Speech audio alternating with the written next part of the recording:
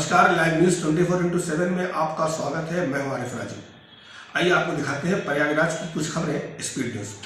योगी सरकार के मंत्री असीम अरुण ने कहा है कि जिस तरह से पिछले 2 दिनों में मुख्यमंत्री योगी आदित्यनाथ की जनसभाओं में लाखों की भीड़ उमड़ रही है, इससे साफ हो रहा है कि 2024 में उत्तर प्रदेश में एक बार फिर से भगवा लहराएगा।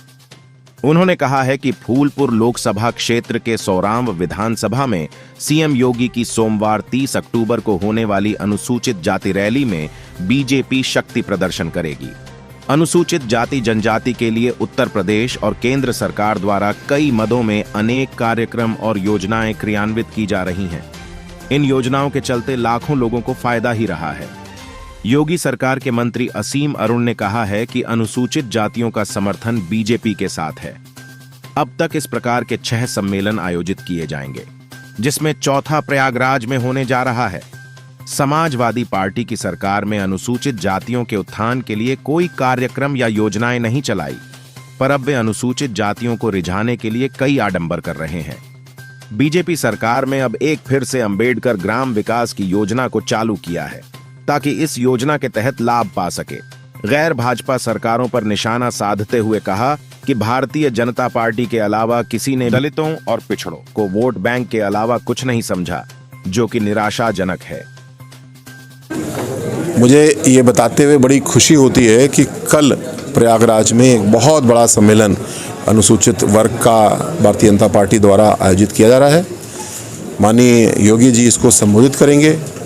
कार्यक्रम का उद्देश्य है, पिछले बड़े चुनाव अगर हम देखें, नगर पालिका नगर निकाय के चुनाव और उससे पहले विधानसभा का चुनाव, तो सभी का विश्वास भारतीय जनता पार्टी में बढ़ा, जिसका परिणाम हमने देखा। रिकॉर्ड सीटें मिली, रिकॉर्ड जीत हुई। इसके लिए अनुसूचित वर्ग को विशेष रूप से कल धन्यवाद ज्ञापित होगा। आने वाले समय में विकास की जो योजनाएं नई आ रही हैं उनके बारे में चर्चा होगी, और साथ साथ सबको जोड़ने के लिए, यानी सबका साथ कैसे हो, कैसे हम लोग एक एक परिवार को आगे लेकर के बढ़ें, इसके ऊपर चर्चा होगी।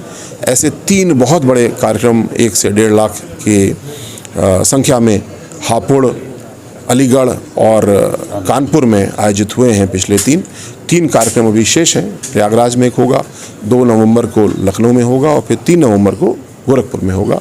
तो आपके माध्यम से सभी को मैं आमंत्रित करना चाहूँगा इस बहुत बड़े कार्यक्रम में और बहुत महत्वपूर्ण कार्यक्रम में। आपका स्वागत है और कल व्यापक चर्चा होगी और महत्वपूर्ण घोषणाएं भी होंगी। लगातार कहा जाता है सबकी जनता का सबका विश्वास है, मगर ये जो सम्मेलन हो रहा है और लगातार अखिलेश यादव पीडीए को लेकर कह रहे हैं कि भाजपा छल कर रही है, उसको किस तरह से देखें? छल तो स्पष्ट रूप से अखिलेश यादव जी ने किया है। जब आप सरकार में थे, जब आप मुख्यमंत्री थे, तो आपने अनुसूचित वर्ग के कल्याण के लिए, हमारे महापुरुषों के सम्मान के लिए कोई एक काम किया हो तो बता दें। और मैं आपको सैकड़ों अभी गिना सकता हूँ आपने कैसे जनपदों के नाम बदल के महापुरुषों का अपमान किया, medical college, park, engineering college, इनके नाम बदल के अपमान किया। जो विकास की योजना थी, अंबेडकर ग्राम विकास योजना, उसको आपने नष्ट किया। इसके विपरीत मोदी जी ने हमको एक आदर्श ग्राम योजना दी, जिसमें उत्तर प्रदेश के 10,600 अनुसूचित बाहुल्य गाँवों का विकास कराया जा रहा है। बाबा साहब के जीवन से जुड़े हुए 5 तीर्थों को विकसित किया, जहाँ पे हम लोग जाते हैं, शीश नवाते हैं और अपना सम्मान व्यक्त करते हैं। तो ये तुलना बड़ी स्पष्ट है। समाजवादी पार्टी जब सरकार में थी तो इसका अनुसूचित विरोधी चेहरा सबके सामने था। आज जब ये सरकार में नहीं है, जब जनता ने उत्तर प्रदेश की इनको बेदखल कर दिया, तब इनको बाबा साहब याद आ रहे हैं और मान्यवर कांशीराम जी याद आ रहे हैं। उत्तर प्रदेश के लोग बहुत होशियार हैं। उत्तर प्रदेश के लोग आगे पीछे समझते हैं, तुलना करना जानते हैं, और ये तुलना सबके सामने। इसीलिए पिछले 2 चुनाव में आपने देखा कितना बड़ा जन समर्थन भारतीय जनता पार्टी के साथ जुड़ा, और आने वाले चुनाव में 2024 का एक बड़ा चुनाव है।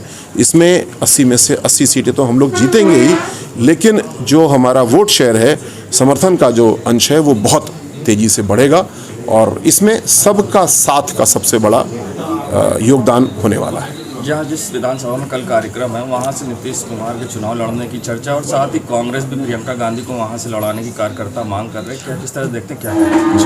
अब नीतीश कुमार जी के लड़ने की चर्चा है तो नीतीश कुमार जी स्वयं इसके ऊपर प्रतिक्रिया व्यक्त कर सकते हैं। लेकिन मेरा कहना ये है कि उत्तर प्रदेश में हम लोग 80 में से 80 सीटें न केवल जीतेंगे लेकिन बड़े मार्जिन के साथ जीतेंगे। और जो ये कार्यक्रमों की श्रृंखला है ये सबको जोड़ने का कार्य हो रहा है। इसी प्रकार जो नारी शक्ति वंदन है, महिलाओं का सम्मान इतना बढ़ा, महिलाओं को और स्थान दिया गया, उनका जुड़ाव भी और बढ़ा है, विश्वास बढ़ा है।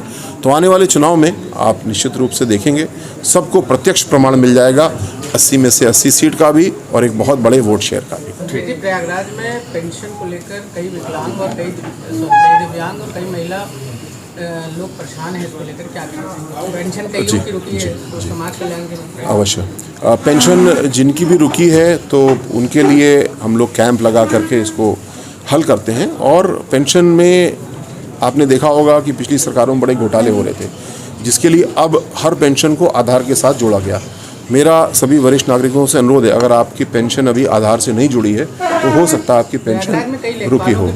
तो ऐसे सूरत में आप समाज कल्याण विभाग को बता दें, हम आपके घर भेज करके, टीम भेज करके आपकी पेंशन पुनः शुरू करा देंगे।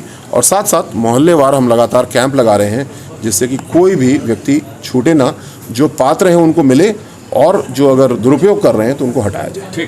ठीक। दिन भर की महत्वपूर्ण खबरें देखने के लिए लाइव न्यूज 24/7 को लाइक और सब्सक्राइब करें।